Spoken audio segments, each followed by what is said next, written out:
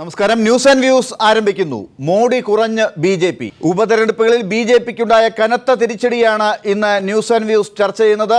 ഈ ഉപതെരഞ്ഞെടുപ്പ് ഫലം എന്തൊക്കെ പാഠങ്ങളാണ് നൽകുന്നത്? ചർച്ചയിൽ പങ്കെടുക്കുന്നത് doctor A Sampath MP, Shri Dominic presentation MLA, Shri VV Rajesh, Shri Fakhruddin Ali, CSDS coordinator doctor Sandeep Shastri എന്നിവർ. ഏറ്റവും ആദ്യം ശ്രീ VV രാജേഷിലേക്ക്. ശ്രീ VV രാജേഷ്, ബി.ജെ.പിക്കാണ് കനത്ത തിരിച്ചടിയായി ഇന്ന് പൊതുവെ വിലയിരുത്തപ്പെടുന്നത്. ശ്രീ രാജേഷിലേക്ക് വരാം. അതിനു മുമ്പ് ശ്രീ ഡൊമിനിക് പ്രസന്റേഷനിലേക്ക്. ശ്രീ ഡൊമിനിക് പ്രസന്റേഷൻ, കോൺഗ്രസിന് ബി.ജെ.പിയുടെ ഈ കനത്ത തിരിച്ചടി ഒരു നേട്ടമായി അഭിമാനിക്കാൻ വകയുണ്ടോ?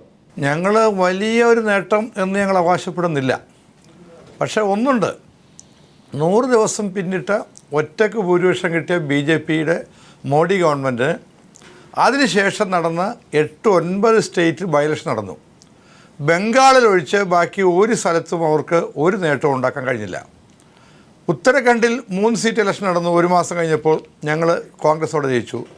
അതുപോലെ മധ്യപ്രദേശ്, കർണാടക, അതുപോലെ തന്നെ ബീഹാർ, അതുപോലെ തന്നെ ആസാം. അപ്പോൾ 8-9 സ്റ്റേറ്റ് നടന്നതിൽ ബി.ജെ.പിയുടെ സിറ്റിംഗ് സീറ്റ് നഷ്ടപ്പെട്ടു എന്നതാണ് കാണാൻ കഴിയുന്നത്. അപ്പോൾ സ്വാഭാവികമായും ഇത്രയേറെ ഒരു അമിത വിശ്വാസത്തോടുകൂടി ഒറ്റയ്ക്ക് ഭൂരിപക്ഷം നേടി അധികാരത്തിൽ വന്ന ഒരു ഗവൺമെൻറ് ഇപ്പോൾ 1-2 സ്റ്റേറ്റ് നമുക്ക് മനസ്സിലാക്കാം. ഇത് 7-8 സ്റ്റേറ്റിലും ബി.ജെ.പിക്ക് നഷ്ടം. അത് പ്രത്യേകിച്ച് ബീഹാറിലും UP-ലും ബി.ജെ.പി തൂത്തുവാരിയ പാർലമെൻറ്റ് ഇലക്ഷൻ. അവിടെയാണ് അവരുടെ MP-മാരായവർ രാജിവെച്ച സീറ്റിൽ പോലും അവർ പരാജയപ്പെട്ടു എന്ന് വരുമ്പോൾ അത് സ്വാഭാവികമായിട്ട് അവർ പരിശോധിക്കേണ്ടതാണ്. ഞങ്ങളങ്ങനെ അമിതമായി ആഹ്ലാദിക്കുന്നു. പക്ഷെ ഒന്നുണ്ട്, കോൺഗ്രസ് തകർന്നിരിക്കുന്നു, കോൺഗ്രസിന് ഇനി ബി.ജെ.പിയെ ഫൈറ്റ് ചെയ്യാൻ കഴിയില്ല എന്ന് പറഞ്ഞവർക്ക് ഉള്ള ഒരു മറുപടിയായിട്ട് കൂടി ഞങ്ങൾ കാണുകയാണ്. കോൺഗ്രസിന് ഫൈറ്റ് ചെയ്യാൻ കഴിയും. രാജസ്ഥാനിലും ഗുജറാത്തിലും കർണാടകത്തിലും ഒക്കെ ഞങ്ങൾ ഫൈറ്റ് ചെയ്തു. മാത്രമല്ല, ഞങ്ങൾക്ക് സന്തോഷമുള്ളത് മതേതര പാർട്ടികൾക്ക് മുന്നോട്ട് വരാൻ കഴിയുന്നു. അവിടെ ചെറിയൊരു ദുഃഖം എൻ്റെ മനസ്സിലുള്ളത് ബി.ജെ.പിയുടെ ബംഗാളിലെ വിജയമാണ്. അത് ഇടത് പാർട്ടികൾ അത് അവർ ആലോചിക്കണം. ഒരിക്കലും അങ്ങനെ അവിടെ സംഭവിക്കാൻ പാടില്ലാത്തതാണ്. CPM-മായി ഇടത് പാർട്ടിയോടൊക്കെ ഞങ്ങൾക്ക് പല കാര്യം വിയോജിപ്പുണ്ട്. പക്ഷേ ബംഗാൾ പോലെ സ്റ്റേറ്റിൽ ബി.ജെ.പി വേരുറപ്പിക്കുന്നത് നമ്മുടെ മതേതരത്തെ തകർക്കാൻ വീണ്ടും ഇടയാക്കും എന്ന ഒരു ആശങ്ക കൂടെ ഞാൻ പങ്കുവയ്ക്കും. തീർച്ചയായിട്ടും. ശ്രീ VV രാജേഷ്, മോഡിയുടെ തരംഗത്തിനാണ് ഈ തിരിച്ചടി ഉണ്ടായിരിക്കുന്നത്. മോദി തരംഗം ഇല്ലാതായി വരുന്നു. ഇന്ന് അതാണ് ചർച്ചാ വിഷയമാകുന്നത്. എന്തുകൊണ്ട്, എന്തൊക്കെയാണ് അതിന് കാരണങ്ങളായി ബി.ജെ.പി ഇപ്പോൾ വിലയിരുത്തുന്നത്? ലാൽ, നരേന്ദ്രമോദി തരംഗം ഇല്ലായിരുന്നു. ഒരു ആൻറ്റി ഇൻകംബൻസി വേവ് പ്ലസ് ഒരു BJP തരംഗമാണ് ഉണ്ടായിരുന്നത് എന്ന് അർത്ഥശങ്കയ്ക്കിടയില്ലാത്ത വിധം നരേന്ദ്രമോദി തന്നെ പറഞ്ഞത് ലാലിൻ്റെ ശ്രദ്ധയിൽപ്പെട്ടിട്ടില്ല. ലാൽ, അപ്പോൾ പിന്നെ മോദി തരംഗം ഉണ്ടായിരുന്നു, അതില്ലാതായി എന്ന് ലാൽ പറഞ്ഞത് തികച്ചും അടിസ്ഥാനരഹിതമല്ലേ? ഇവിടെ ഈ തെരഞ്ഞെടുപ്പിൽ BJPക്ക് രാജസ്ഥാനിലും ഗുജറാത്തിൽ 2 സീറ്റും നഷ്ടപ്പെട്ടിട്ടുണ്ട്, ഞാൻ സമ്മതിക്കുന്നു. അതോടൊപ്പം തന്നെ ഉത്തർപ്രദേശിൽ ഞങ്ങൾക്ക് ചെറിയൊരു തിരിച്ചടി നേരിട്ടിട്ടുണ്ട്. ഞാൻ ഈ ചർച്ചയുടെ തുടക്കത്തിൽ തന്നെ പറയാം, കഴിഞ്ഞ 100 ദിവസമുള്ള കേന്ദ്ര ഗവൺമെൻറ് ഭരണത്തിൻ്റെ വിലയിരുത്തലായിട്ടോ നരേന്ദ്രമോദി പ്രധാനമന്ത്രിയായിട്ടുള്ള വിലയിരുത്തലായിട്ടോ ദയവ് ചെയ്ത് ഈ തെരഞ്ഞെടുപ്പിൻ്റെ ഫലത്തെ കണക്കാക്കരുത്. നിങ്ങൾ യാഥാർത്ഥ്യബോധത്തോടുകൂടി ചർച്ച ചെയ്യാൻ തയ്യാറാകണം. മറ്റൊന്ന്, ഈ ഗവൺമെൻറ് വന്നതിന് ശേഷം ഏതു തരത്തിലും BJPയെ പരാജയപ്പെടുത്താൻ വേണ്ടി ആരൊക്കെ ഒരുമിച്ച് കൈകോർക്കാമോ അങ്ങനെ കൈകോർത്തുണ്ടായ ഒരു രാഷ്ട്രീയ സാഹചര്യമുണ്ട്. ഉത്തർപ്രദേശിൽ BJPക്ക് സീറ്റ് നഷ്ടപ്പെടുകയും സമാജ്വാദി പാർട്ടിക്ക് സീറ്റ് കിട്ടുകയും ചെയ്ത സ്ഥലങ്ങളിൽ ബഹുജൻ സമാജ് പാർട്ടി ഉത്തർപ്രദേശിലെ കഴിഞ്ഞ ഭരണകക്ഷി അവർക്ക് സ്ഥാനാർത്ഥിയില്ലായിരുന്നില്ലേ? കോൺഗ്രസിന് പലയിടത്തും സ്ഥാനാർത്ഥിയില്ലായിരുന്നു. ഈ പറയുന്ന ഇടതു കക്ഷികൾക്ക് കുറച്ച് വോട്ടാണെങ്കിലും അവർക്കുണ്ട് പല സ്ഥലങ്ങളിലും, അവർക്ക് സ്ഥാനാർത്ഥിയില്ലായിരുന്നു. അപ്പോൾ എല്ലാവരും കൂടി, ഫോർ എക്സാമ്പിൾ കേരളത്തിൽ LDFും UDFും കൂടി ഒരുമിച്ച് നിന്നുകൊണ്ട് BJPയെ പരാജയപ്പെടുത്താൻ ശ്രമിച്ചാൽ എന്തുണ്ടാകും? ആ രീതിയിലുള്ളൊരു വിധിയെഴുത്ത് നടന്നപ്പോഴേക്കും ചില സീറ്റുകൾ ഞങ്ങൾ പിന്നോക്കം പോയി. ഞാൻ പറയുന്നത് ഇന്ത്യൻ രാഷ്ട്രീയത്തിൽ BJP പ്രതീക്ഷിക്കുന്ന ഒരു പൊളിറ്റിക്കൽ പോളറൈസേഷനിലാണ് കാര്യങ്ങൾ പോയിക്കൊണ്ടിരിക്കുന്നത്. ഒരു ഭാഗത്ത് BJP, മറുഭാഗത്ത് BJPയെ എതിർക്കാൻ വേണ്ടി ആദർശപരമായി യാതൊരു ചേർച്ചയുമില്ലാത്ത, അതായത് മുസ്ലിം ലീഗും CPM ഉൾപ്പെടെയുള്ളവർ പോലും ഒരുമിച്ച് ചേരുന്ന ഒരു സിറ്റുവേഷൻ ഉണ്ടാകുന്നു. താൽക്കാലികമായി അവർക്ക് ചില സ്ഥലങ്ങൾ വിജയിക്കാൻ സാധിക്കുമെങ്കിലും ദേശീയ മുന്നേറ്റത്തിൻ്റെ ഭാഗമായി ജനങ്ങൾ അണിചേരുന്ന സമയത്ത് ഞങ്ങളുടെ ശരികളെ പിന്തുണയ്ക്കും എന്ന് തന്നെയാണ് ഞങ്ങൾ വിശ്വസിക്കുന്നത്. മറ്റൊന്ന്, പീപ്പിൾ TV പറയാത്തൊരു കാര്യമുണ്ട്. പശ്ചിമ ബംഗാളിൽ അവിടുത്തെ ഏറ്റവും പ്രധാനപ്പെട്ട കക്ഷിയായ CPM 4ാം സ്ഥാനത്ത് പോയ അസംബ്ലി മണ്ഡലത്തിൽ ബസീർഘട്ട് എന്ന അസംബ്ലി മണ്ഡലത്തിൽ BJP വിജയിച്ചിരിക്കുന്നു. അവിടെ CPIM 4ാം സ്ഥാനത്താണ്. മറ്റൊരു മണ്ഡലത്തിൽ ഞങ്ങൾ 2ാം സ്ഥാനത്ത് വന്നിരിക്കുന്നു. അവിടെ CPM 3ാം സ്ഥാനത്താണ്. അസംബ്ലിയിൽ ഞങ്ങൾ BJPയുടെ തിരിച്ചടിയാണ് നമ്മൾ ചർച്ച ചെയ്യുന്നത്. പീപ്പിൾ TV ഒരു പ്രത്യേകിച്ച് ഏതെങ്കിലും ഒരു വാർത്ത ഉണ്ടാക്കി ഈ ചർച്ചയിലേക്ക് കൊണ്ടുവന്നിട്ടില്ല. ഇന്നത്തെ ഏറ്റവും പ്രധാനപ്പെട്ട ഒരു വാർത്ത ചർച്ചയിലേക്ക് കൊണ്ടുവരുന്നു. ദയവായി ശ്രീ VV രാജേഷ് ഒരു മുൻവിധിയോടുകൂടി ഉത്തരങ്ങൾ പറയാതിരിക്കാൻ ശ്രമിക്കുമെന്ന് തന്നെ കരുതുന്നു. വളരെ വിനയത്തോടുകൂടി സ്നേഹത്തോടുകൂടി. ഡോക്ടർ സമ്പത്ത്, ഇപ്പോൾ ഈ CPM-ന് ഒരു മറുപടി പറയാനുള്ള കാര്യം കൂടി ഇവിടെ ഇപ്പോൾ ഡോക്ടർ ഡൊമിനിക് പ്രസൻറ്റേഷനും തുടക്കത്തിൽ പറഞ്ഞു കഴിഞ്ഞു, ശ്രീ VV രാജേഷും പറഞ്ഞു കഴിഞ്ഞു. ഈ തെരഞ്ഞെടുപ്പ് ഫലം ഒരുപക്ഷെ CPM-ന് ഉൾപ്പെടെയുള്ള ഇടത് കക്ഷികൾക്ക് അല്പം സന്തോഷമുണ്ടാക്കുന്ന പൊതു സാഹചര്യം ഉണ്ടാക്കിയിട്ടുണ്ടെങ്കിൽ കൂടി പശ്ചിമ ബംഗാളിലെ ഈ ഒരു ചോദ്യത്തിന് കൂടി എങ്ങനെ ഇതിനോടൊപ്പം ഉത്തരം പറയും? ലാല് പറഞ്ഞതുമാതിരി ഇതിപ്പോൾ CPIM-ന് സന്തോഷകരമായ ഒരു തെരഞ്ഞെടുപ്പ് ഫലം എന്നുള്ള നിലയിലൊന്നും കരുതേണ്ടതായിട്ടില്ല. പക്ഷേ ഈ തെരഞ്ഞെടുപ്പ് ഫലത്തെ വിലയിരുത്തുമ്പോൾ ഞാനത് ഒരു പാർലമെൻറ്റ് അംഗം എന്നുള്ള നിലയിലുള്ള അനുഭവത്തിൽ നിന്നുകൂടി പറയുകയാണ്. 16ാം ലോക്സഭയിലേക്കുള്ള തെരഞ്ഞെടുപ്പ് നടക്കുന്നത്, ആ തെരഞ്ഞെടുപ്പിൽ വാസ്തവത്തിൽ കോൺഗ്രസിൻ്റെ നേതൃത്വത്തിലുണ്ടായിരുന്ന 2ാം UPA സർക്കാരിൻ്റെ തെറ്റായ സാമ്പത്തിക നയങ്ങൾ മൂലമുണ്ടായ അതിരൂക്ഷമായ വിലക്കയറ്റവും പൊതുമുതലിൻ്റെ കൊള്ളയടി, പൊതുമുതലിൻ്റെ സ്വകാര്യവൽക്കരണം, അതിന് പറഞ്ഞ ഒരുപാട് ന്യായങ്ങൾ, ആ ന്യായങ്ങൾ, ആ ചപ്പടാച്ചി ന്യായങ്ങളൊന്നും ജനങ്ങൾക്ക് ബോധ്യപ്പെട്ടതല്ല. അതെല്ലാം കോടതികളിൽ പോലും ചോദ്യം ചെയ്യപ്പെട്ടതാണ്. കോടതികൾ തന്നെ ഇതിനെ വല്ലാതെ വിമർശിച്ചിട്ടുള്ള കാര്യമാണ്. Is this the mother of all the scams എന്ന് സുപ്രീം കോടതി പോലും ചോദിക്കേണ്ടുന്ന അവസ്ഥയിലേക്കെല്ലാം എത്തി. അപ്പോൾ ഇതെല്ലാം അന്ന് നിലവിലുണ്ടായിരുന്ന ഗവൺമെൻറ്റിനെതിരായ ഒരു ശക്തമായ വിധിയെഴുത്തിലേക്ക് നയിച്ചു. അവിടെ ഭാഗ്യവശാൽ എന്ന് തന്നെ ഞാൻ പറയുകയാണ്, BJPക്ക് 31% വോട്ട് ലഭിച്ചപ്പോൾ BJPക്ക് 272 എന്നുള്ള മാജിക് നമ്പറിനപ്പുറത്തേക്ക് കടക്കാൻ, നമ്മൾ പറയുമല്ലോ ഹൈ ജമ്പിൽ ചാടിക്കടക്കുക എന്നുള്ളത്, അതിനപ്പുറത്തേക്ക് കടക്കാൻ അവർക്ക് കഴിഞ്ഞു എന്നുള്ളതാണ്. ഈ 31% വോട്ട് BJPക്ക് ലഭിക്കുന്നു എന്ന് പറയുമ്പോൾ ബാക്കി 69% വോട്ടുകൾ BJPക്ക് അനുകൂലമല്ല എന്ന് മനസ്സിലാക്കണം. മോദി തരംഗം ഉണ്ടായിരുന്നോ ഇല്ലായിരുന്നോ എന്നുള്ള കാര്യം, ഇങ്ങനെ ഗുജറാത്തിൻ്റെ മുഖ്യമന്ത്രിയായിരുന്ന ഒരാൾ അദ്ദേഹത്തിന് വേണ്ടിയുള്ള ഒരു വലിയ ഹൈപ്പ് ഒരുപാട് മീഡിയയിൽ കൂടി നടത്തുകയുണ്ടായി. അതിൻ്റെ ഭാഗമായി പെയ്ഡ് ന്യൂസ് ഉണ്ടായിരുന്നു. അതിനെ സംബന്ധിച്ചുള്ള അന്വേഷണങ്ങളും വാർത്തകളും എല്ലാം ഇനിയും പുറത്തു വരാനിരിക്കുന്നതേ ഉള്ളൂ. അതുമാത്രമല്ല, ഇന്ത്യയിലെ കോർപ്പറേറ്റ് ഹൗസുകളെല്ലാം തന്നെ വാസ്തവത്തിൽ അദ്ദേഹത്തിനെയാണ് ഈ നന്നായി സ്പോൺസർ ചെയ്തത്. ഇതെല്ലാമായിട്ടും എത്താൻ കഴിഞ്ഞത് വോട്ടിംഗ് ശതമാനത്തിൽ ഇത്രയാണ്. പക്ഷേ സീറ്റ് നിലവാരം, നമ്മളിതൊരു നമ്പർ ഗെയിമാണ്. ആഫ്റ്റർ ഓൾ ലോക്സഭയിലുള്ള ഒരു ഭൂരിപക്ഷം എന്നുള്ളത്, ആ നമ്പറാണ് ഏറ്റവും നിർണായകമായിട്ടുള്ളത്. അത് നേടാനായി കഴിഞ്ഞു എന്നുള്ളൊരു കാര്യമാണ് അവരെ തുണച്ചത്. അതുകൊണ്ട് ഇന്ത്യയിലെ വിവിധ സംസ്ഥാനങ്ങളിൽ BJP അവർ എത്ര കണ്ട് ആഗ്രഹിച്ചിരുന്നാലും അങ്ങനെ എല്ലായിടത്തും അങ്ങനെ കടന്നു ചെന്ന് ആധിപത്യം ഉറപ്പിക്കാൻ കഴിയുന്നൊരു നിലയിലല്ല. ഇപ്പോൾ ഇവിടെ സമാജ്വാദി പാർട്ടി, ഇപ്പോൾ കഴിഞ്ഞ തെരഞ്ഞെടുപ്പിൽ ബഹുജൻ സമാജ് പാർട്ടിക്ക് ലോക്സഭയിൽ ഒരു സീറ്റ് പോലും നേടാൻ കഴിഞ്ഞില്ല. ലോക്സഭയിലെ BJPയിലെ സുഹൃത്തുക്കൾ അവരും ഇപ്പുറത്ത് തൊട്ട് പുറകിൽ SP BSPക്കാരുടെ പുറകിൽ ഞാൻ ഉൾപ്പെടെയുള്ള CPMകാരിലായിരിക്കുമ്പോൾ ഞങ്ങൾ ആസ്വദിച്ചിട്ടുള്ളൊരു തമാശയുണ്ട്. ഈ മുതിർന്ന BSP നേതാക്കൾ ചിലർ ഈ SP-യുടെ നേതാക്കളെ കളിയാക്കുമായിരുന്നു. BSPയുടെ ചിഹ്നം ആനയും ഈ SP-യുടെ ചിഹ്നം സൈക്കിളുമാണ്. ആന ചവിട്ടി കടന്നു വന്നപ്പോൾ സൈക്കിൾ തവിടുപൊടിയായിപ്പോയി എന്ന് പറഞ്ഞ് പ്രസംഗത്തിൽ പോലും അവരെ വല്ലാതെ പ്രകോപിപ്പിക്കുമായിരുന്നു. പക്ഷേ BSPക്ക് ഒരു സീറ്റ് പോലും നേടാനായി കഴിഞ്ഞില്ല. BSPക്ക് ലോക്സഭയിൽ ഒരു സീറ്റ് പോലും നേടാൻ കഴിഞ്ഞില്ല എന്നുള്ളത് കൊണ്ട് ഉത്തർപ്രദേശിൽ ആ പാർട്ടിക്ക് ഒരു സ്വാധീനവും ഇല്ല എന്ന് നാം കണക്കാക്കരുത് ഒരു കാരണവശാലും.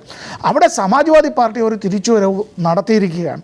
ആ തിരിച്ചുവരവ് നടത്തിയതിന് BJPക്കെതിരായിട്ടുള്ള ശക്തികളുടേതായിട്ടുള്ള സഹായം പരോക്ഷമായി ലഭിച്ചിട്ടുണ്ടാകും. അത് രാജേഷ് പറഞ്ഞ കാര്യം ശരിയാണ്. BJP എല്ലാവരും അംഗീകരിച്ചു കൊള്ളണം, എല്ലാവരും BJPയോടൊപ്പം നിന്നുകൊള്ളണം.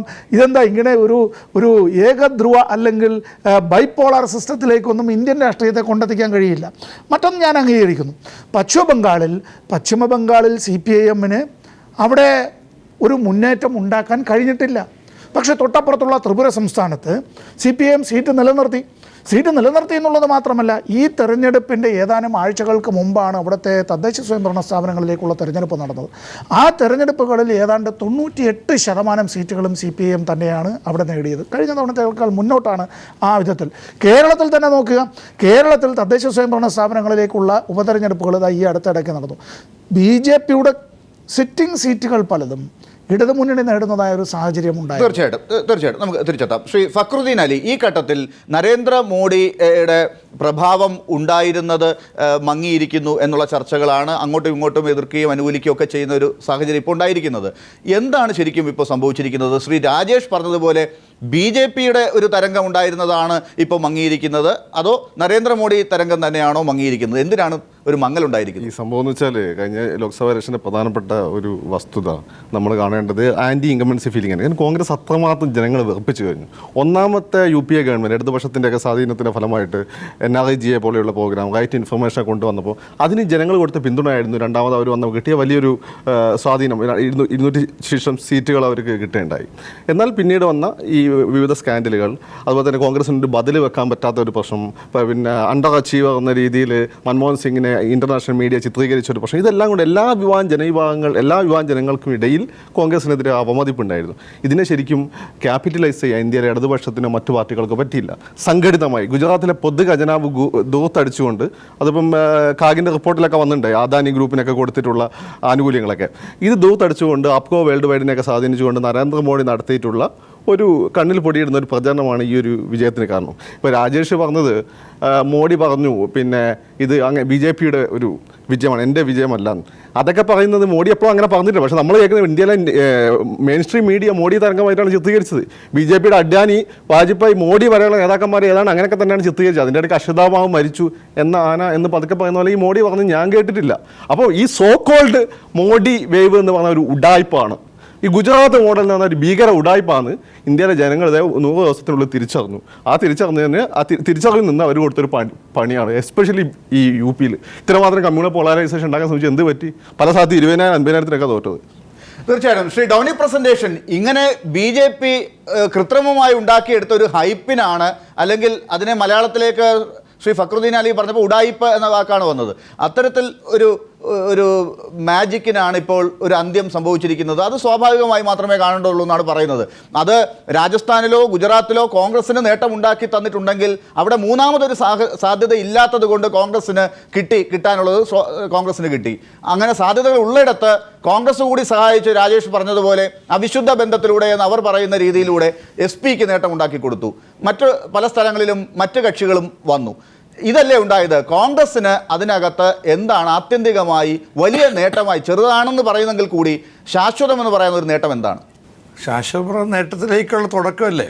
ഒന്ന്, ഏത് സ്റ്റേറ്റിലൊക്കെയാണ് BJP ശക്തമായി ഇത്തവണ സീറ്റ് കിട്ടിയത്? ഒന്ന് ഗുജറാത്ത്, പിന്നീട് രാജസ്ഥാൻ, അതുപോലെ ഡൽഹി, പിന്നെ ബീഹാർ, UP. അപ്പോൾ ഈ സ്റ്റേറ്റുകളിലൊക്കെ BJPയെ ഫൈറ്റ് ചെയ്യാൻ കഴിയുന്ന ഫോഴ്സുകൾ വരണം. അപ്പോൾ ഞാൻ പറഞ്ഞല്ലോ, ഞങ്ങൾ ഇത്തവണ UP കാര്യമായി വർദ്ധിച്ചില്ലെങ്കിലും കോൺഗ്രസിൻ്റേതായ ജനാധിപത്യ വോട്ടുകൾ BJPക്കെതിരായിട്ട് വീണിട്ടുണ്ട്, സംശയമൊന്നും അക്കാര്യത്തിലില്ല.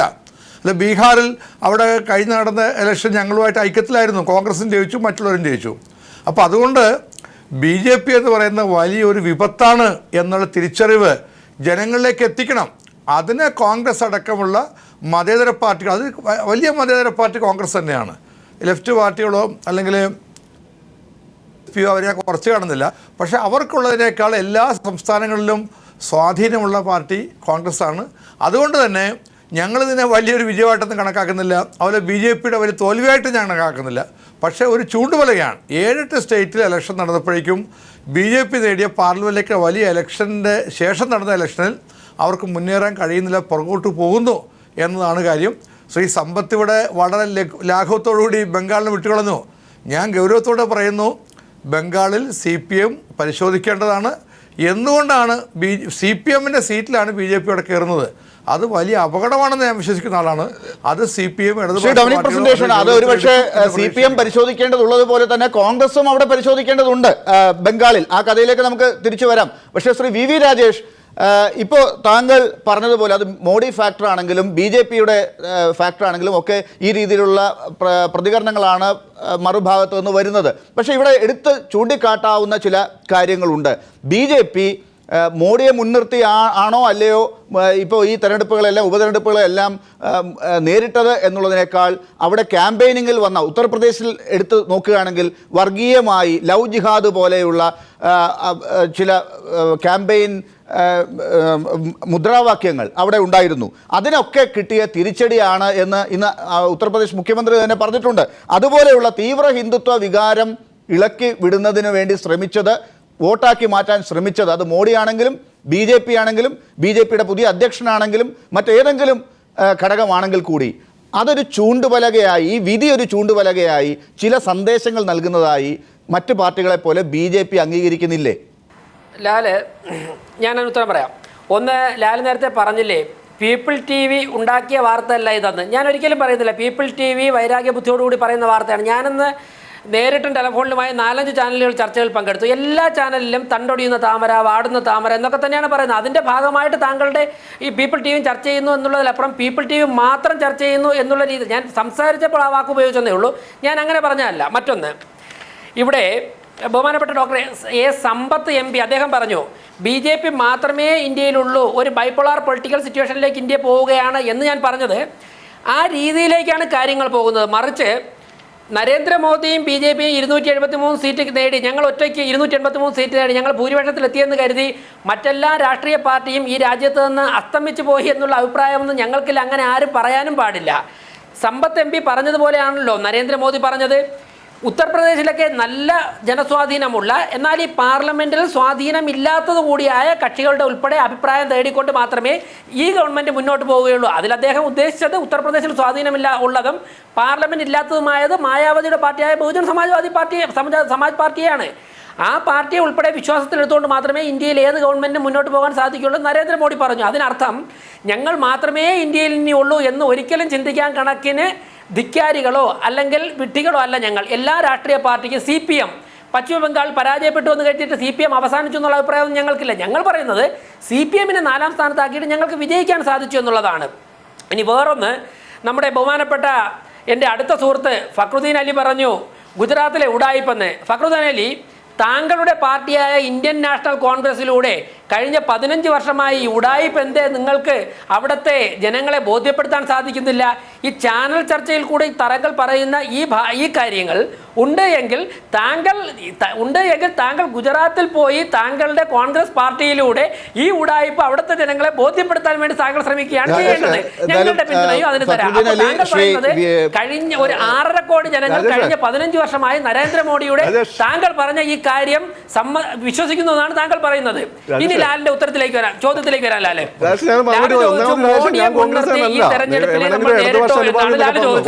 ഒന്നാമത്. പിന്നെ രണ്ടാമത്തെ കാര്യം, ഞാൻ കേരളത്തിൽ ഇരുന്നുകൊണ്ടാണ് സംസാരിക്കുന്നത്. ഞാൻ ഇംഗ്ലീഷ് ചർച്ചകളും പങ്കെടുക്കാറുണ്ട്. കേരളത്തിലുള്ള ആളുകള് ഞാനൊക്കെ പറയുന്നത് കേൾക്കുന്നു, അതിനനുസരിച്ച് ചിന്തിക്കുന്നു ഉള്ളതുകൊണ്ടാണ് ഇത്രമാത്രം അന്തരീക്ഷം നിങ്ങൾ രാജേട്ടൻ പോലും തോറ്റുപോയത്. അപ്പൊ അതുകൊണ്ട് എനിക്ക് അറിയില്ല. ഞാൻ അറിയുന്ന ഭാഷ സംസാരിക്കുമ്പോൾ അത് കേൾക്കുന്നുണ്ട്. പക്ഷെ രാജേഷ് അറിയുന്ന ഭാഷ സംസാരിക്കുന്നില്ല. ശ്രീ രാജേഷ്, ഫക്രുദ്ദീൻ അലിയുടെ ആ ചോദ്യത്തിനുള്ള മറുപടി ഇപ്പൊ പറയാതെ അല്ലല്ല, ഞാൻ ആ ഭാഷ ഫക്രുദ്ദീൻ അല്ല എൻ്റെ പാർട്ടിയെ കുറിച്ച് പറയുമ്പോഴേക്കും എനിക്ക് പറയണ്ടല്ലോ അല്ലെ മറുപടിയിൽ. ഫക്രുദ്ദീനിലെ ഭാഷയെ ഞാൻ യാതൊരു തരത്തിലും വിമർശിച്ചില്ല.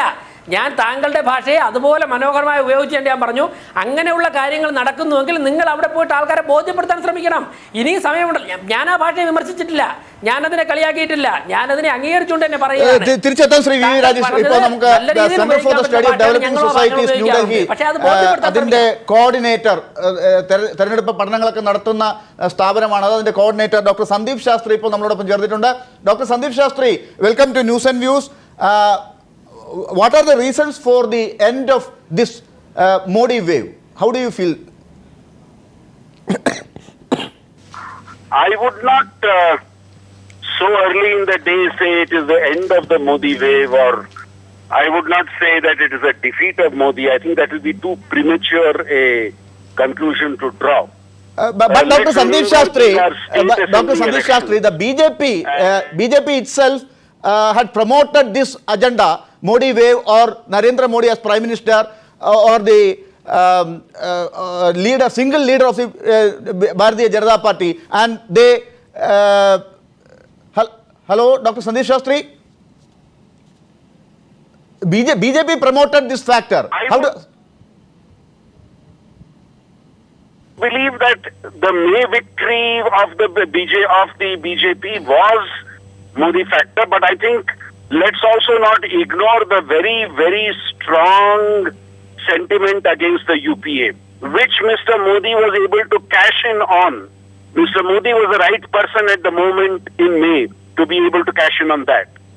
Now when you are talking of by-elections to assemblies, the issues are very different. Mr. Modi is not going to become your chief minister. Mr. Modi is not going to form the government in your state.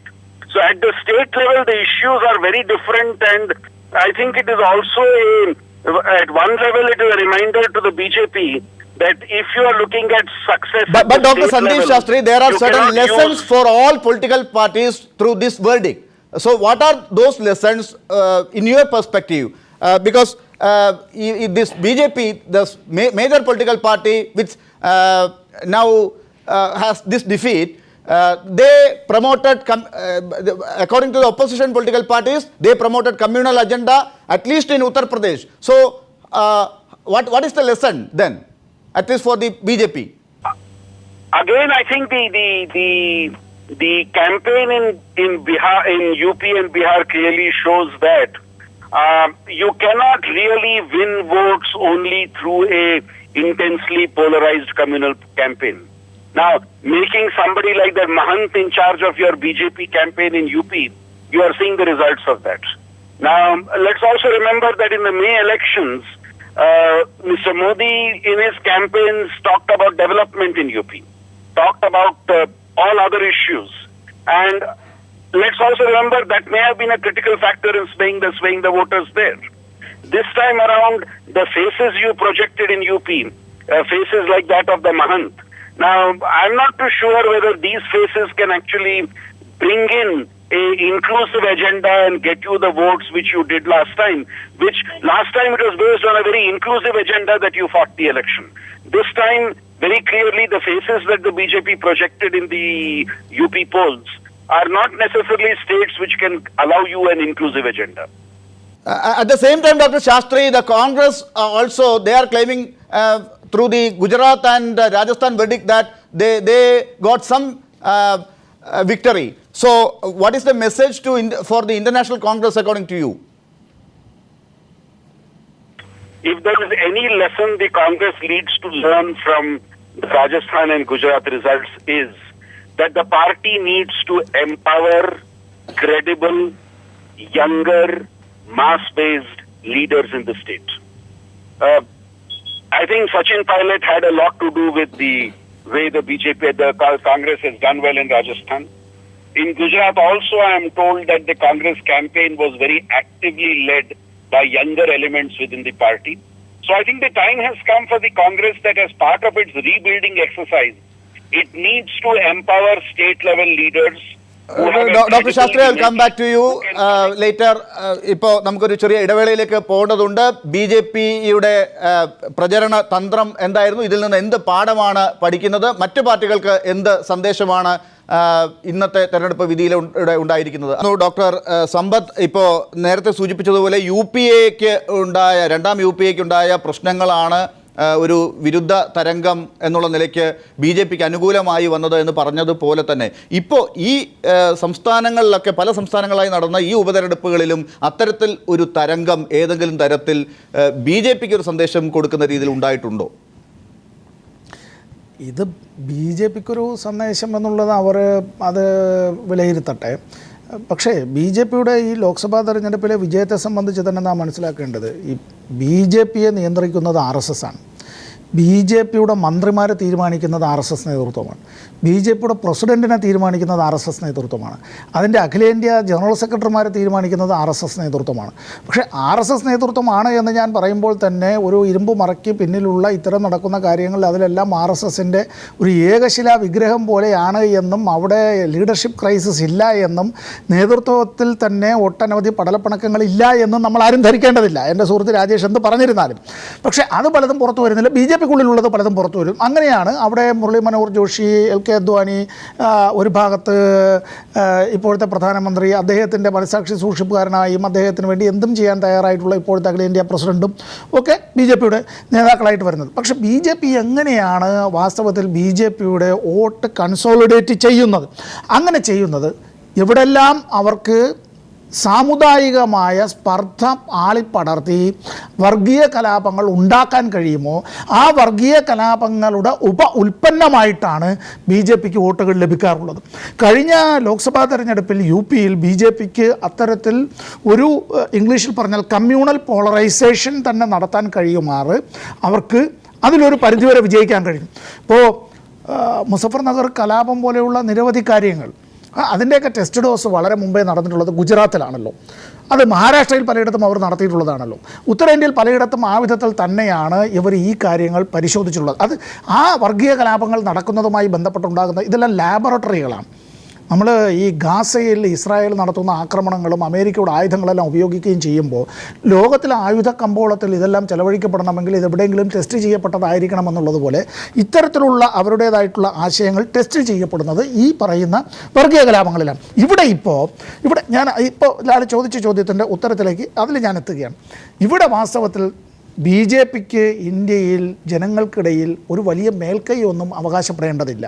പക്ഷേ പാർലമെൻറ്റിൽ ഭൂരിപക്ഷമുള്ളത് കൊണ്ട് എന്താണ് ചെയ്തിട്ടുള്ളത്?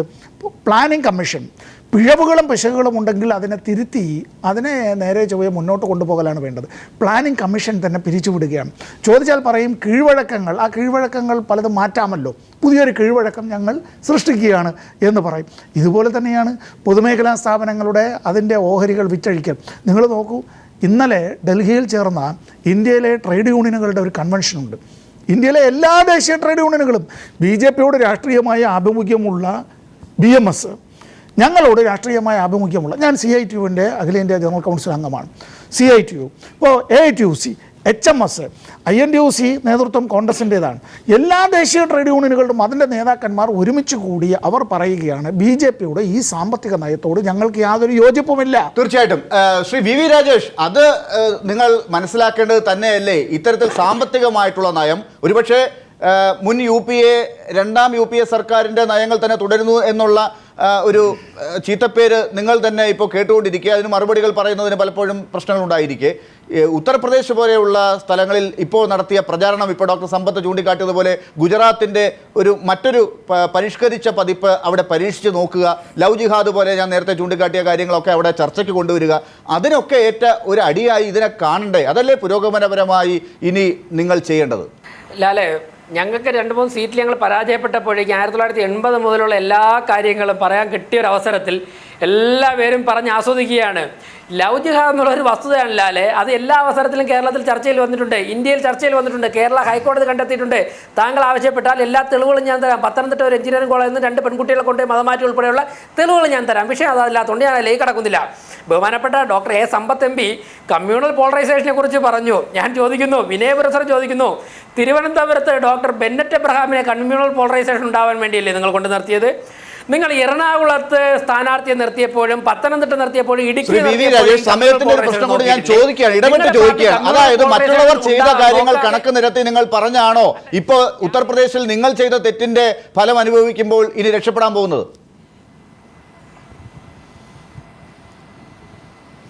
ഞങ്ങൾ എന്ത് തെറ്റിയതിൻ്റെ ഫലമാണ് ലാലെ? ഞങ്ങൾ എന്ത് തെറ്റിയതിൻ്റെ ഫലം അനുഭവിക്കും? എല്ലാവരും കൂടെ ഞങ്ങൾക്കെതിരായിട്ട് നിന്നപ്പോഴേക്കും ഞങ്ങൾക്ക് ചില സീറ്റുകൾ കുറഞ്ഞു. ഞാൻ ചോദിക്കട്ടെ, വരുത്തിയ സന്ദീപ് ശാസ്ത്രി എന്ന ബഹുമാനപ്പെട്ട അതിഥിയുടെ ഫസ്റ്റ് അല്ലല്ല, ഞങ്ങൾക്ക് എല്ലാവരും എതിരല്ല, ജനങ്ങൾക്ക് ഞങ്ങൾക്ക് അനുകൂലമാണ്. ഈ BJPയെ ഭയക്കുന്ന BJP ഇപ്പോൾ CPM എന്തുകൊണ്ട് ഞങ്ങൾക്കെതിരായി, CPI എന്തുകൊണ്ടെതിരായി, മുസ്ലിം ലീഗിന് ഞങ്ങൾക്ക് എതിരാവാതിരിക്കാൻ സാധിക്കുമോ? ഇന്ത്യയിലെ ജനങ്ങൾ നല്ലൊരു ഭാഗം ഞങ്ങൾക്ക് അനുകൂലമാണ്. അതുകൊണ്ടല്ലേ ഞങ്ങൾ രാജ്യം ഭരിക്കുന്നത്. ബഹുമാനപ്പെട്ട സന്ദീപ് ശാസ്ത്രിയുടെ ഫസ്റ്റ് ആൻസർ എന്തായിരുന്നു? ഇതൊരു പ്രിമച്വർ സ്റ്റേജാണ്, ഇത് 100 ദിവസം പ്രായമായ ഗവൺമെൻറ്റിനെ അസസ് ചെയ്യാനുള്ള സ്റ്റേജ് ആയിട്ടില്ല. അന്ന് പാർലമെൻറ്റ് തെരഞ്ഞെടുപ്പിൽ മാറ്റിവെച്ച വിഷയങ്ങളല്ല ഇന്ന് മാറ്റിവെക്കുന്നത്. ശ്രീ സമ്പത്ത് MP പറഞ്ഞു, പഴയ കീഴ്വഴക്കങ്ങൾ BJP മാറ്റുന്നു, BJP പ്ലാനിംഗ് കമ്മീഷൻ മാറ്റി. ഞാൻ പറഞ്ഞു ഞാൻ സമ്മതിക്കുന്നു, മാറ്റുന്നു. ഇന്ത്യൻ നാഷണൽ കോൺഗ്രസും ജവഹർലാൽ നെഹ്റുവും കഴിഞ്ഞ 60 വർഷം കൊണ്ട് നെഹ്റു രൂപീകരിച്ച കോൺഗ്രസ് അഡോപ്റ്റ് ചെയ്തുകൊണ്ടിരിക്കുന്ന പോളിസികൾ നടപ്പിലാക്കുവാൻ വേണ്ടിയല്ല ഞങ്ങളെ തീരുമാനിച്ചിരിക്കുന്നത്. ഞങ്ങൾ ഈ രാജ്യത്തിലെ വിദ്യാഭ്യാസ രംഗത്ത് സമഗ്രമായ പരിഷ്കാരങ്ങൾ വരുത്തും. കാലം ആവശ്യപ്പെടുന്ന വിദ്യാഭ്യാസ പദ്ധതി ഞങ്ങൾ കൊണ്ടുവരും. ബ്രിട്ടീഷുകാരന്റെ എന്തായാലും ഈ ഉപതെരഞ്ഞെടുപ്പ് ഫലങ്ങളിലൂടെ നിങ്ങൾ ഈ പറഞ്ഞ കാര്യങ്ങളൊന്നും മാറ്റം വരുത്താൻ പോകുന്നില്ല. ഇപ്പോൾ പ്ലാനിംഗ് കമ്മീഷന്റെ കാര്യത്തിലും സാമ്പത്തിക നയങ്ങളിലും ഒക്കെ ഇവിടെ കുറ്റപ്പെടുത്തിയ കാര്യങ്ങളൊക്കെ നിങ്ങൾ തുടരും. ഒപ്പം തന്നെ നിങ്ങളുടെ പ്രചരണ തന്ത്രം നിങ്ങൾ പയറ്റിയതും ഒക്കെ തന്നെ നിങ്ങൾ മുന്നോട്ട് പോകും. ബാക്കി എല്ലാവരും കൂടി ഒരുമിച്ച് നിന്നപ്പോൾ നിങ്ങൾ പരാജയപ്പെട്ടതാണ്. അല്ലാതെ ആയിരുന്നുവെങ്കിൽ നിങ്ങൾ ജയിച്ചു തന്നെ നിൽക്കുന്നു. ഇതാണ് ഇപ്പോഴും പറയുന്നത്. ഞാൻ മറുപടി പറഞ്ഞില്ല ലാലെ, ഞാൻ തുടക്കത്തിൽ പറഞ്ഞല്ലോ, ഗുജറാത്തിലും രാജസ്ഥാനിലും ഞങ്ങൾക്കുണ്ടായ പരാജയം, ആ പരാജയത്തെ പരാജയമായി കാണുന്നു. ഞങ്ങളുടെ പാർട്ടി ഒരു അനുമാനുഷിക ശക്തിയൊന്നുമില്ല, രാഷ്ട്രീയ പാർട്ടിയാണ്. വിജയവും പരാജയവും ഉണ്ടാവും. ഞങ്ങൾ പരിശോധിക്കും. ഗുജറാത്തിലും രാജസ്ഥാനിലും സ്ഥാനാർത്ഥിയുടെ മികവ് കുറവ് കൊണ്ടാണോ, പ്രവർത്തന പോരായ്മ കൊണ്ടാണോ, പാർട്ടിയുടെ പ്രവർത്തനം പോരായ്മ കൊണ്ടാണോ, ഇത് പരിഹരിച്ചിട്ട് ഞങ്ങൾ പഠിച്ച് കഠിനാധ്വാനം ചെയ്ത് ഞങ്ങൾ അടുത്ത തെരഞ്ഞെടുപ്പ് തീർച്ചയായിട്ടും അത് തന്നെയാണ് ഉത്തരം. ഈ ചോദ്യത്തിൽ നമുക്ക് ഇപ്പോൾ ശ്രീ ഡൊമിനിക് പ്രസന്റേഷനിലേക്ക് ഒന്ന് പോകാം. ശ്രീ ഡൊമിനിക് പ്രസന്റേഷൻ, എന്തായാലും BJP പഠിക്കും, അതിനകത്തുനിന്ന് പാഠങ്ങൾ ഉൾക്കൊണ്ടുകൊണ്ട് മുന്നോട്ട് പോകുമെന്ന് ഏറ്റവും ഒടുവിലെങ്കിലും ശ്രീ VV രാജേഷ് പറഞ്ഞിരിക്കുന്നു.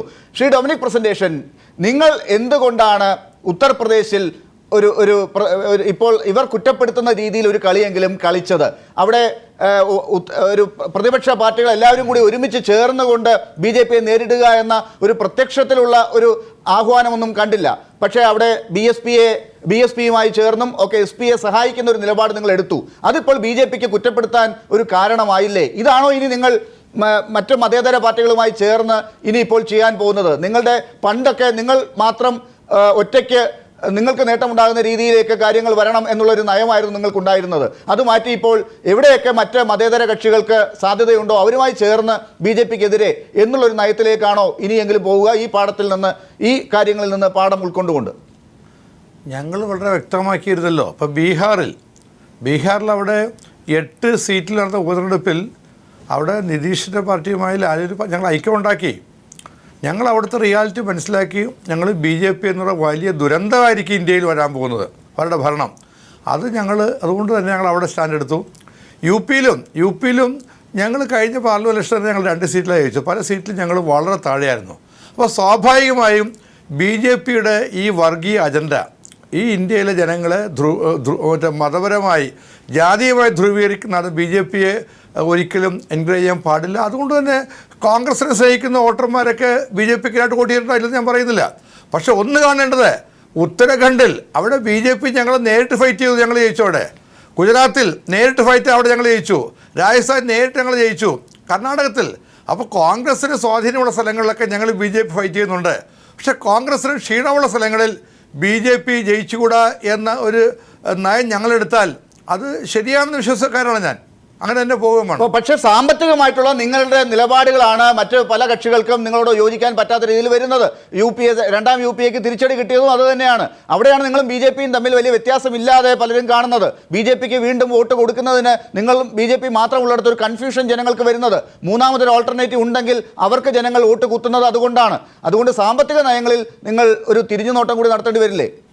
സാമ്പത്തിക നയങ്ങൾ തിരുത്തണമല്ലോ. അപ്പം ഞങ്ങൾ കഴിഞ്ഞ UPA ഗവൺമെൻറ്റിൻ്റെ കാലത്ത് തന്നെ ചില ഞങ്ങൾ എതിർത്തിട്ടുണ്ട്. പാർട്ടിക്കകത്ത് തന്നെ എതിർപ്പുണ്ടായിട്ടുണ്ട്. സ്വാഭാവികമായും ജനങ്ങൾക്ക് ബുദ്ധിമുട്ടുണ്ടാക്കുന്ന സാമ്പത്തിക നയങ്ങൾ UPAക്ക് കുറേ ഉണ്ടായിരുന്നു. അത് കുറേ മാറ്റുമെന്ന് ഞങ്ങളുടെ ധാരണ. മാറ്റേണ്ടതൊക്കെ മാറ്റേണ്ടി വരും, ഒരു സംശയക്കാര്യത്തിലില്ല. അത് കോൺഗ്രസിനകത്തൊരു പുതിയ രീതിയിൽ ഒരു പുതിയ ചിന്താഗതി ഉയർന്നു വരണമെന്ന അഭിപ്രായമുള്ളവരൊക്കെ ഞങ്ങളൊക്കെ. എന്തുകൊണ്ടെന്നാൽ സാധാരണ ജനങ്ങളെ ദ്രോഹിക്കുന്ന ഒരു സാമ്പത്തിക നയത്തിന് പിടിച്ചെടുക്കാൻ കഴിയില്ല. അതാണ് തെളിയിച്ചത്. കഴിഞ്ഞ UPAയുടെ ഗവൺമെൻറ് UPA ഗവൺമെൻറ്റിൻ്റെ കാലത്ത് രണ്ടാമത്തെ അവസാന വർഷങ്ങളിലെടുത്ത പല നടപടികളും ഞങ്ങൾക്ക് ഉൾക്കൊള്ളാൻ കഴിഞ്ഞിരുന്നില്ല. അത് യാഥാർത്ഥ്യമാണ്. അതിൻ്റെയൊക്കെ തിരിച്ചറികൾ കിട്ടി. അപ്പോൾ തീർച്ചയായിട്ടും സാമ്പത്തിക നയങ്ങളും മാറ്റം വരുത്തണമെന്ന് തന്നെ ഞങ്ങൾ ഉൾപാർട്ടി വേദികളിൽ ഞങ്ങൾ ആവശ്യപ്പെടും. ഒരു സംശയത്തിൽ വേണ്ട. തീർച്ചയായിട്ടും. ശ്രീ ഫക്രുദ്ദീൻ അലി, ഇപ്പോൾ ഇത് ഏറ്റവും ഒടുവിലെ ഭാഗത്ത് നമുക്ക് ആ കാര്യങ്ങളോട് ചർച്ചയ്ക്ക് വരാം. പക്ഷേ അതിനു മുമ്പ് ഈ നേരത്തെ ഡോക്ടർ സമ്പത്ത് ചൂണ്ടിക്കാട്ടിയ ഗുജറാത്ത് എപ്പിസോഡ് മാറ്റി പരീക്ഷിക്കുന്ന BJPയുടെ ഒരു നയം, ഒപ്പം തന്നെ ഉത്തർപ്രദേശിൽ ഒരു ജാതി മത രാഷ്ട്രീയം ഒരു പ്രത്യേക രീതിയിൽ കളിക്കുന്നത് അവിടുത്തെ രാഷ്ട്രീയ പാർട്ടികളുടെ പ്രത്യേകതകളൊക്കെ നമുക്കറിയാവുന്നതാണ്. ഇതിനി ഈ രീതിയിൽ മുന്നോട്ട് പോകുന്നത് BJPക്ക് കൂടുതൽ അവരുടെ കളികളുമായി മുന്നോട്ട് പോകുന്നതിനുള്ള ഒരു വളക്കൂർ ഉണ്ടാക്കി കൊടുക്കുകയാണോ ചെയ്യുക? അവിടെ നരേന്ദ്രമോദിയുടെ ഫാക്ടർ ഇപ്പോൾ ഇവർ എത്ര ഇല്ല എന്ന് പറഞ്ഞാലും അത് ഏത് രീതിയിലായിരിക്കും ഇനി അങ്ങോട്ട് മുന്നോട്ട് പോവുക? നരേന്ദ്രമോദിയുടെ ഫാക്ടർ ഒരു വലിയ യാഥാർത്ഥ്യമാണ്. ഇപ്പം യുവതലമുറൻ്റെ ഇടയിലൊക്കെ തന്നെ സോഷ്യൽ മീഡിയയിലെല്ലാം വഴി കുട്ടികൾ വരെ അച്ഛേ ദിനാനവാല എന്ന് വന്നാണ് ഡൽഹിയിലൊക്കെ പാടി നടന്നുകൊണ്ടിരുന്നത്. ആ രീതിയിലൊരു ക്യാമ്പയിൻ അവർ നടത്തിയിട്ടുണ്ട്. ആ ഒരു ഹൈപ്പ് ഇല്ലാതാകാൻ കുറച്ച് സമയമെടുക്കും. എന്നാൽ UP യിൽ നമ്മളിപ്പം കണ്ടത് ഈ 100 ദിവസത്തിനിടയിൽ ഇവിടെ നടപ്പിലാക്കിയ നടപടികളെല്ലാം ഇവരും കോൺഗ്രസ് തമ്മിൽ വലിയ വ്യത്യാസമില്ല. പിന്നെ കോൺഗ്രസ് ഭരിച്ച ആളുകൾ പട്ടിണി കിടന്ന് ചാവും, ഇവർ ഭരിച്ചാൽ പട്ടിണി പ്ലസ് വർഗീയതയും കൊണ്ട് ചാവും എന്നുള്ള തിരിച്ചറിവുന്നതായിരിക്കും. ഇന്ത്യയിലെ അങ്ങനെ സ്വഭാവം ഉണ്ടല്ലോ. ഇപ്പം മുസ്ലിംസൊക്കെ മംഗോളിയൻസൊക്കെ ലോകത്തിൻ്റെ വിവിധ രാജ്യങ്ങൾ ആക്രമിച്ചപ്പോൾ സെൻട്രൽ ഏഷ്യയിലൊക്കെ മിക്ക രാജ്യങ്ങൾ അവർ കൺവേർട്ട് ചെയ്തതാണ്. ഇന്ത്യയിൽ മാത്രമാണ് അവർക്ക് പൂർണ്ണമായും കൺവേർട്ട് ചെയ്യാൻ പറ്റാതിരുന്നത്. കാരണം നമ്മളൊരു ജിയോഗ്രഫി, സോഷ്യോളജി, ഹിന്ദുയിസത്തിനുള്ളിലെ ജാതി വ്യവസ്ഥ, അങ്ങനെ ഒരുപാട് ഫാക്ടർ ഉണ്ട് ഇതിനൊക്കെ റെസിസ്റ്റ് ചെയ്യുന്നത്. ഇതിൻ്റെയൊക്കെ ഒരു സൈക്കോളജിക്കൽ ഇമ്പാക്റ്റ് കൂടിയാണ് ഇപ്പോൾ യുപിയിലുണ്ടായിട്ടുള്ള ഈ ഒരു പരാജയം ഞാൻ കാണുന്നത് BJPക്ക്. പിന്നെ ബീഹാറിൽ ഇതിൻ്റെ മുമ്പ് നടന്ന ബൈ ഇലക്ഷനിൽ 10 സീറ്റുകൾ 6 സീറ്റ് BJP വിരുദ്ധർക്കും 4 സീറ്റ് BJPയും കിട്ടി. അത് വലിയ മോഡിക്കെതിരെ തിരിച്ചടി എന്നൊക്കെ പലരും പറഞ്ഞു. ഞാൻ വിശ്വസിക്കുന്നില്ല. കാരണം മോഡി ഇവിടെ പ്രധാനമായിട്ടും മോഡിയുടെ ഒരു അജണ്ട എന്ന് വെച്ചാൽ OBC ഗ്രൂപ്പുകളെ കൂടി സവർണ വിഭാഗത്തിനോടൊപ്പം കൂട്ടി ഒരു ഹിന്ദുത്വ ലൈൻ ഉണ്ടാക്കിയെടുക്കുക എന്നുള്ളതാണ്. നിങ്ങൾ ഈ ബീഹാറിൽ നടന്നിട്ടുള്ള ഇലക്ഷനിൽ 10 സീറ്റുകൾ പരിശോധിച്ച് നോക്കിക്കഴിഞ്ഞാൽ ഈ പറഞ്ഞിട്ടുള്ള മോഡി വിരുദ്ധർ ജയിച്ചിട്ടുള്ള BJP വിരുദ്ധർ ജയിച്ചിട്ടുള്ള 4 സീറ്റുകൾ ജയിച്ചത് സവർണരാണ്. 2 ഭൂമിഹാർ, 1 ബ്രാഹ്മണൻ, പിന്നെ 1 ക്ഷത്രിയൻ, അത് പിന്നെ 1 ദളിതൻ ജയിച്ചിട്ടുണ്ട്. അത് പിന്നെ റിസർവ്ഡ് സീറ്റിലാണ്. പിന്നെ 1 യാദവനുമാണ്. ഇവർ നിർത്തിയിട്ടുള്ള 2 മുസ്ലിം സ്ഥാനാർത്ഥികൾ ഭീകരമായി, ഒരാൾ 750 വോട്ടിന്, ഒരാൾ 15,000 വോട്ടിന് പരാജയപ്പെട്ടു. അതേസമയം BJP നിർത്തിയിരിക്കുന്ന 4 സ്ഥാനാർത്ഥികളും ഈ OBC വിഭാഗത്തിലായിരുന്നു. അതുകൊണ്ട് അത് മോഡിക്ക് വലിയ തിരിച്ചടിയായി ഞാൻ കരുതുന്നില്ല. അന്ന് ആ ചർച്ചകൾ മൊത്തം അങ്ങനെ പ്രശ്നമുണ്ട്. പക്ഷേ ഈ ഒരു പരാജയം ഇന്ത്യയുടെ മനസാക്ഷി എപ്പോഴും നമ്മൾ കണ്ടിട്ടുണ്ടല്ലോ. ഈ ഗുജറാത്ത് കലാപത്തിന് ശേഷം ഇന്ത്യ ഷൈനിങ് എന്ന് പറഞ്ഞ വലിയൊരു പ്രചാരണം അവർ അയച്ചു വിട്ടിട്ട് കോൺഗ്രസിനെ പോലും ഞെട്ടിച്ചുകൊണ്ടാണ് കോൺഗ്രസും BJP അല്ലാത്തൊരു 3ാം കക്ഷിക്ക് വൻ സ്വാധീനം ഇന്ത്യയിലെ ജനങ്ങൾ കൊടുത്തത്. അത് ശക്തമായ ഇടപെടല ഇന്ത്യൻ ജനങ്ങൾ. പിന്നെ ഒറ്റ കാര്യം, ഈ ലവ് ജിഹാദായിട്ട് ബന്ധപ്പെട്ട ഒരു കാര്യം ഞാൻ പറയട്ടെ. ഈ ലവ് ജിഹാദ് ഇവർ പറയുന്ന സംഭവമൊന്നുമല്ല. സ്ത്രീയുടെ ശരീരം ഒരു യുദ്ധത്തിനുള്ള ഒരു കേന്ദ്രമാക്കി മാറ്റുന്നതാണ് ലവ് ജിഹാദ്. അങ്ങനെയാണ് ആദ്യം നടത്തിയത്. അത് ഗുജറാത്തിൽ തന്നെയാണ്. അതിപ്പോൾ മറ്റുള്ളവർ മറ്റു പല സ്ഥലങ്ങളിലും അതിലേക്ക് നമുക്ക് ഇപ്പോൾ പോകാൻ സമയമില്ല. എന്തായാലും ഏറ്റവും അവസാനം ഈ ചർച്ചയുടെ ഒടുവിൽ എന്താണ് വരാൻ പോകുന്ന ഹരിയാന, മഹാരാഷ്ട്ര നിയമസഭാ തെരഞ്ഞെടുപ്പുകളിലും അടുത്ത തെരഞ്ഞെടുപ്പുകളിലും എല്ലാം രാഷ്ട്രീയ പാർട്ടികൾ ഇതിൽ നിന്നും മനസ്സിലാക്കി മുന്നോട്ട് പോകുമ്പോൾ എന്താണ് അവർ ചെയ്യുക എന്നുള്ളതും കൂടി അറിയേണ്ടതുണ്ട്. ചർച്ചയുടെ അവസാന ഘട്ടത്തിലേക്ക് ഡോക്ടർ സമ്പത്ത്, ഇപ്പോൾ പ്രതിപക്ഷ പാർട്ടികൾ എന്ത് ചെയ്തു? പ്രതിപക്ഷം എന്ന് ഉദ്ദേശിക്കുന്നത് BJP, ഒപ്പം തന്നെ കോൺഗ്രസ്, ഇതര രാഷ്ട്രീയ കക്ഷികളെ കുറിച്ചാണ്. ഈ UPയിലെയും ബീഹാറിലെയും ഒക്കെ അനുഭവങ്ങൾ വെച്ച് നോക്കുമ്പോൾ മറ്റ് രാഷ്ട്രീയ കക്ഷികളൊക്കെ തന്ത്രപരമായി ഇപ്പോൾ എടുത്ത നിലപാടുകളാണ് ഒരു തരത്തിൽ BJPക്കും ഒക്കെ ഒരു തിരിച്ചടി ഉണ്ടാക്കി കൊടുത്തിട്ടുള്ളത്. BJPക്ക് തിരിച്ചടി കിട്ടണം എന്നൊരു വാദമല്ല ന്യൂസ് ആൻഡ് വ്യൂസ് ഇവിടെ പ്രകടിപ്പിക്കുന്നത്. പക്ഷേ നിങ്ങളുടെ രാഷ്ട്രീയം അതാണ്. എന്തുകൊണ്ട് ആ രാഷ്ട്രീയം, എങ്ങനെ ആ രാഷ്ട്രീയം ഇനി മുന്നോട്ട്? പ്രത്യേകിച്ച് ഇപ്പോൾ ഹരിയാനയിലും മഹാരാഷ്ട്രയിലും തെരഞ്ഞെടുപ്പ് വരാനിരിക്കുന്നു. മഹാരാഷ്ട്രയിൽ NCP കോൺഗ്രസ് സഖ്യത്തിൽ ഇപ്പോൾ തന്നെ നേരത്തെ തന്നെ പ്രശ്നങ്ങളുണ്ട്. BJP ശിവസേന ഇന്നത്തെ വിധിയോടുകൂടി കൂടുതൽ തർക്കങ്ങളിലേക്ക് പോകുമെന്നാണ് വിലയിരുത്തലുകൾ കാണിക്കുന്നത്. ഇവിടെയൊക്കെ മറ്റ് പാർട്ടികൾ എടുക്കുന്ന നിലപാടുകൾ, CPM ഇടതുകക്ഷികളൊക്കെ എന്തു ചെയ്യും? ഈ വളരെ ഒരു ഋജുവായ ഒരു നേർരേഖയിലൊന്നുമല്ല രാഷ്ട്രീയം, വിശേഷിച്ച് ഇന്ത്യൻ രാഷ്ട്രീയം സഞ്ചരിക്കുന്നത്. നമുക്ക് അവിശ്വസനീയമെന്ന് തോന്നാവുന്നത് പ്രവചനാതീതമായിട്ടുള്ള പലതും സംഭവിച്ചിട്ടുള്ളതാണ് ഇന്ത്യൻ രാഷ്ട്രീയത്തിൽ. ഇനിയും അത്തരം കാര്യങ്ങൾ സംഭവിക്കാം. അതെല്ലാം ഉടലെടുക്കുന്നത് അതാത് കാലത്തെ രാഷ്ട്രീയ സാഹചര്യങ്ങളും നിലവിലുള്ള ഗവൺമെൻറ് സ്വീകരിക്കുന്നതായ നയസമീപനങ്ങളും അതിനെതിരായി ജനങ്ങളിൽ നിന്നുണ്ടാകുന്ന ഉടലെടുക്കുന്നതായ ഐക്യവുമെല്ലാം ഇതിലെ കണ്ണികളാണ്, ഇതിലെ ഘടകങ്ങളാണ്. ആരോട് ചേരുന്നു എന്നുള്ളതിൻ്റെ അല്ല. ഇതിപ്പോൾ നേരത്തെ ഡൽഹിയിൽ നിന്ന് നമ്മളോട് സംസാരിച്ചപ്പോൾ ഡോക്ടർ സന്ദീപ് ഒരു കാര്യം പറഞ്ഞുവല്ലോ. അദ്ദേഹം പറഞ്ഞ ഒരു കാര്യം അത് ഭാഗികമായി നമുക്ക് യോജിക്കാവുന്നതാണ്. അതെന്താണ്? ഇത് അവസാനമൊന്നുമല്ല, പക്ഷേ let's hope that this is the beginning of the end എന്ന് ഞാൻ കൂട്ടിച്ചേർക്കുന്നു. എന്തുകൊണ്ടെന്നാൽ BJPയുടെ നേതൃത്വത്തിലുള്ള ഒരു കേന്ദ്ര ഗവൺമെൻറ് ഒരു യൂണിറ്ററി രാഷ്ട്രത്തിൽ പോലും ഒരു ഭൂരിപക്ഷമുള്ള ഗവൺമെൻറ് ചെയ്യാനായി ഒരുപക്ഷെ ജനാധിപത്യ സംവിധാനത്തിൽ കുറച്ചുകൂടി അവധാനതയും കുറച്ചുകൂടി അക്കാര്യത്തിൽ ഒരു പ്രതിപക്ഷ ബഹുമാനവും കൂടിയാലോചനയ്ക്കുമെല്ലാം പരിശ്രമിക്കും എന്നുള്ളതാണ് ലോകത്തിൽ പലയിടത്തും നമുക്ക് അനുഭവം. പക്ഷേ ഇന്ത്യ പോലുള്ളൊരു ഫെഡറൽ രാഷ്ട്രത്തിൽ ഇതിനൊന്നും തയ്യാറാകാതെ, അതിൽ എനിക്ക് തോന്നുന്ന ഒരു സംശയം ഞാൻ പറയാം. ശ്രീ നരേന്ദ്രമോദി, ഗുജറാത്താണ് ഇന്ത്യ എന്ന രാജ്യം 29 സംസ്ഥാനങ്ങളും 1 ഡസൻ കേന്ദ്രഭരണ പ്രദേശങ്ങളും ചേർന്നൊരു ഫെഡറേഷനാണ് എന്നുള്ളത് അദ്ദേഹത്തിൻ്റെ ഈ ചരിത്രബോധം തന്നെ വളരെ വികലമാണ്. അത് അദ്ദേഹത്തിൻ്റെ തെരഞ്ഞെടുപ്പ് സമയത്തുള്ള അദ്ദേഹത്തിൻ്റെ പ്രസംഗങ്ങൾ മുതൽ ഏറ്റവും ഒടുവിൽ പണ്ഡിറ്റ് കർപ്പനെ വിസ്മരിച്ചുകൊണ്ട് ഇവിടെ കായൽ സമ്മേളനത്തിനെ സംബന്ധിച്ച് അദ്ദേഹം നടത്തിയ പ്രസംഗം വരെയുള്ള കാര്യങ്ങൾ പരിശോധിച്ചാൽ നിങ്ങൾക്കെല്ലാം മനസ്സിലാകും. ഇവിടെ കോൺഗ്രസ് ചെയ്യേണ്ടതായിട്ടുള്ള ഒരു ചരിത്രപരമായ ദൗത്യമുണ്ട്. അത് വാസ്തവത്തിൽ കോൺഗ്രസ്സിനെ നിർവഹിക്കാൻ ഇപ്പോഴും കഴിയുന്നില്ല. ശ്രീ ഡൊമിനിക് പ്രസൻറ്റേഷൻ പറഞ്ഞ ഒരു കാര്യം ശരിയാണ്. ഇന്ത്യയിലെ ഏറ്റവും വലിയ രാഷ്ട്രീയ പാർട്ടികളിലൊന്ന്, ആ പൈതൃകമുള്ള പാരമ്പര്യമുള്ള പാർട്ടികളിലൊന്ന് സ്വാഭാവികമായി മതനിരപേക്ഷ ശക്തികളെ ശക്തിപ്പെടുത്തുകയും അതിന് അനുകൂലമായിട്ടുള്ള തീരുമാനങ്ങൾ എടുക്കുകയും അത്തരത്തിലുള്ള ഒരു ഐക്യത്തിന് വേണ്ടി പക്ഷെ അത് BJP പോലെ ഒരു പാർട്ടി അധികാരത്തിലെത്തി സ്വന്തം കയ്യിൽ നിന്ന് അധികാരം പോകുമ്പോൾ മാത്രം തോന്നുന്ന ഒരു ചിന്തയായി മാറുന്നില്ലേ കോൺഗ്രസിന്? കോൺഗ്രസ് പലപ്പോഴും ഇത് തന്നെയാണ് ചെയ്തിട്ടുള്ളത്. എന്ന് ഞാൻ പറയാൻ കാരണം ഒന്ന് നിങ്ങൾ നോക്കുക, VP സിംഗിൻ്റെ ഗവൺമെൻറ്റിനെ അട്ടിമറിച്ചത് BJPയോടൊപ്പം കോൺഗ്രസ് കൂടി ചേർന്നുകൊണ്ടാണല്ലോ. ദേവഗൗഡയ്ക്ക് ശേഷം ഗുജറാൾ കോൺഗ്രസിന് കൂടി സമ്മതനായിരുന്ന ഇത്ര ഒരു നിരുപദ്രവകാരിയായ ഒരു പ്രധാനമന്ത്രി വേറെ ഉണ്ടായിരുന്നില്ലല്ലോ 11ാം ലോക്സഭയുടെ കാലത്ത്. ആ ഗവൺമെൻറ്റിനെ അട്ടിമറിച്ചുകൊണ്ട് BJPക്ക് അധികാരത്തിൽ വരാൻ കളമൊരുക്കിയത് വാസ്തവത്തിൽ കോൺഗ്രസ് കൂടി ചേർന്ന് BJPയോടൊപ്പം വോട്ട് ചെയ്തുകൊണ്ടാണ്. ശ്രീ ഡൊമിനിക് പ്രസന്റേഷൻ മറുപടി.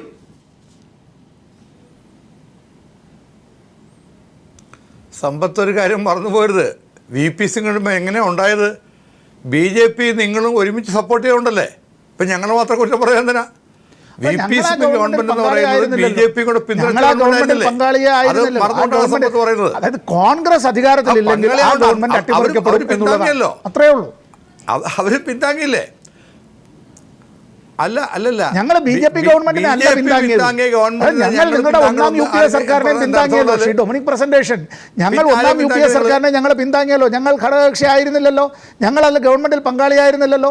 അങ്ങയുടെ നേതാക്കൾ ഞങ്ങളെയും ക്ഷണിച്ചതാണല്ലോ, ഞങ്ങൾ അതിൽ ചേർന്നില്ലല്ലോ. 1977 ജനതാ പാർട്ടിയുടെ ഗവൺമെന്റിനെ ഞങ്ങൾ പിന്താങ്ങിയിരുന്നല്ലോ, ഞങ്ങൾ ആ ഗവൺമെന്റിൽ പങ്കാളിയായിരുന്നില്ലല്ലോ. അതുകൊണ്ടാണ് ഞാൻ പറഞ്ഞത് ഇത്തരം കാര്യങ്ങളിൽ നയങ്ങളാണ് പ്രധാനം. ആരാണ് നേതാവ് അല്ലെങ്കിൽ അവിടെ ഉണ്ടാകുന്ന ഏതെങ്കിലും ജാതിമത സമവാക്യങ്ങളല്ല, നയങ്ങളാണ് പ്രധാനം. അങ്ങ് തന്നെ സമ്മതിക്കുകയുണ്ടായി 2ാം UPA ഗവൺമെൻറ്റിൻ്റെ അത് നിലംപരിശാകാനുള്ള കാരണം അങ്ങയുടെ നേതാക്കൾ കൈക്കൊണ്ട നിലപാടുകൾ ആ തെറ്റായ നിലപാടുകളാണ്. ആ നിലപാടുകളിൽ ശ്രീ രാജേഷിൻ്റെ പാർട്ടിയുടെ നേതൃത്വം ഒരു വിധത്തിലും അക്കാര്യങ്ങളിൽ ജനങ്ങൾക്ക് ഗുണകരമായ ചരിത്രത്തിലെല്ലാം ഇതുപോലെയുള്ള പല കുഴികളും ഉണ്ട്. വീണ്ടും അതെടുത്ത് നമ്മൾ നിരത്തിയിട്ട് കാര്യമില്ല. ഇപ്പോൾ പറഞ്ഞതുപോലെ അതെല്ലാം പുതിയൊരു ലക്ഷ്യവുമായിട്ടാണ് കോൺഗ്രസ് പോകുന്നതെങ്കിൽ കേൾക്കണം. അല്ല പറഞ്ഞോളൂ. എൻ്റെ സമയത്താണ് സമ്പത്തുകാർ ഇടപെട്ടത്. പറഞ്ഞോട്ടെ, ഞങ്ങൾ ഒരിക്കലും ഒരു BJP ഫൈറ്റ് ചെയ്യുന്ന പാർട്ടിയാണ്. എവിടെ ഞങ്ങൾ ഫൈറ്റ് ചെയ്യും, സംശയം കാര്യത്തിൽ വേണ്ട. പക്ഷെ സമ്പത്ത് VP സിംഗ് ഗവൺമെൻറ് ഞങ്ങൾ താഴെടുത്ത് പറഞ്ഞപ്പോൾ ആ VP സിംഗ് ഗവൺമെൻറ് ഉണ്ടായത് ഭൂരിപക്ഷം തല എണ്ണി കൊടുത്തത് BJP ഉൾപ്പെടെ ആണ് എന്ന യാഥാർത്ഥ്യം ഞാൻ പറഞ്ഞേ ഉള്ളൂ. ഏതായാലും അത് കഴിഞ്ഞ അധ്യായമാണ്. ഒരു കാര്യം ഞങ്ങൾ പറയാം, ഞങ്ങൾ BJPയുടെ വർഗീയതയും അവരുടെ നയങ്ങളെ എതിർക്കുന്ന പാർട്ടിയാണ്, ഒരു സംശയക്കാര്യത്തിൽ വേണ്ട. ഇന്ത്യ എന്ന് പറയുന്ന ഒരു ഫെഡറൽ സിസ്റ്റമുള്ള രാജ്യമാണ്. മോഡിയുടെ ആ ഒരു ഒറ്റയ്ക്കുള്ള പോക്കാണ് എല്ലാം കാണുന്നത്. അപ്പോൾ സ്വാഭാവികമായിട്ടും അത് എതിർക്കപ്പെടണം. അതിന് എവിടെല്ലാം മതേതര ശക്തികൾ വരണം എന്നുള്ളത് അത് അവർ തന്നെ ആലോചിക്കണം. ഞാൻ പറഞ്ഞില്ല, ബംഗാളിനെ കുറിച്ച് അക്ഷരങ്ങൾ വേണ്ടിയില്ല. ബംഗാളിൽ CPM 4ാം സ്ഥാനത്ത് പോയി എന്നുള്ള യാഥാർത്ഥ്യം അവർ ഉൾക്കൊള്ളണം. അവിടെയും ആലോചിക്കേണ്ട കാര്യമല്ലേ. അപ്പോൾ തീർച്ചയായിട്ടും ഞങ്ങളും ചിന്തിക്കും, ഒരു സംശയക്കാര്യത്തിൽ വേണ്ട, BJPയുടെ ഗവൺമെൻറ് ഇന്ത്യക്ക് വിനാശം ഉണ്ടാക്കുമെന്ന വിശ്വാസമാണ് ഞങ്ങൾക്കുള്ളത്. അതുകൊണ്ട് തന്നെ രാജേഷ്, ഏറ്റവും ഒടുവിലായി എന്താണ് ഇനി നിങ്ങൾ ഈ രീതിയിലൊക്കെയാണ് ഇപ്പോൾ കോൺഗ്രസിന്റെയും മറ്റ് കക്ഷികളുടെയും ഇടത് കക്ഷികളുടെയും ഒക്കെ ചിന്ത മുന്നോട്ട് പോകുന്നത്.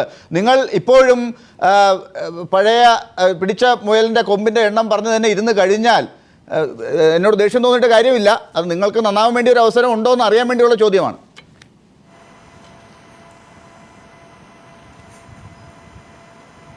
ലാലെ ഞങ്ങളെ നന്നാക്കാൻ വേണ്ടി ലാലെടുക്കുന്ന വെള്ളം കുടിച്ചുകൊണ്ടിരിക്കുന്ന ശ്രമത്തിന് എനിക്ക് വളരെ സന്തോഷമുണ്ട്, ഞാൻ നന്ദി പറയുന്നു. മറ്റൊന്ന്, ലാലിന് ഞാൻ ഇത് ചർച്ച തുടങ്ങിയപ്പോഴേ ഞാൻ പറഞ്ഞപ്പോൾ താങ്കൾ അംഗീകരിച്ചില്ല. ഇപ്പോൾ 2 മിനിറ്റ് സമ്പത്തേട്ടനും ബഹുമാനപ്പെട്ട ഡൊമിനിക് പ്രസൻറ്റേഷൻ അദ്ദേഹം തമ്മിൽ സംസാരിച്ചപ്പോഴേക്കും അതിൽ ആ വൈരുദ്ധ്യം കണ്ടല്ലോ. തമ്മിൽ 2 സ്റ്റുഡിയോയിൽ അടി നടന്നില്ലെന്നേ ഉള്ളൂ. ഇവരാ BJPക്കെതിരെ ഒരുമിക്കാൻ പോകുന്നത്. ഞാൻ ഒരു കാര്യം പറയാം ലാൽ, BJPക്ക് ചില സ്ഥലങ്ങളിൽ പരാജയം വന്നിട്ടുണ്ട്. ഞങ്ങളത് പഠിക്കും, ഞങ്ങളത് വിലയിരുത്തും, മാറ്റണമെങ്കിൽ ഞങ്ങൾ മാറ്റും, നേതാക്കളുടെ ശൈലി മാറ്റണമെങ്കിൽ മാറ്റും. പക്ഷേ ഇന്ത്യയിലെ ജനങ്ങൾ ഞങ്ങളെ അംഗീകരിച്ചിരിക്കുകയാണ്. 5 വർഷം കഴിയുമ്പോഴേക്കും പീപ്പിൾ TVയിൽ നമുക്ക് ഒരുമിച്ചിരുന്ന് വീണ്ടും ചർച്ച ചെയ്യാം. ആ പാർലമെൻറ്റ് തിരഞ്ഞെടുപ്പ് കഴിയുമ്പോഴേക്കും വീണ്ടും വരാൻ പോകുന്ന 5 വർഷത്തിൽ കൂടെ ഞങ്ങളെ തിരഞ്ഞെടുക്കില്ല. ലാലെ, കഴിഞ്ഞ 100 ദിവസമായി ഞങ്ങളെടുത്ത തീരുമാനങ്ങളുടെ റിസൾട്ട് വരാൻ പോകുന്നതേ ഉള്ളൂ.